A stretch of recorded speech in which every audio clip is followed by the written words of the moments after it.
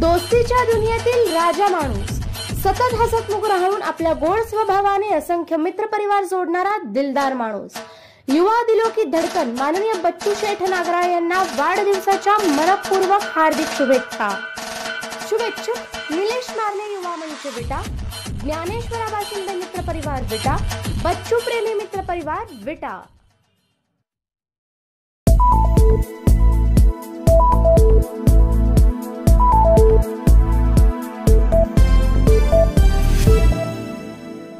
Good bye डोके, welcome मेमाणे। विटा police station निरीक्षक शरद मेमाणे यांच्या हाती सांगली जिल्ह्यातील 3 पोलीस निरीक्षकांच्या जिल्हा अंतर्गत बदल्या करण्यात आल्या आहेत।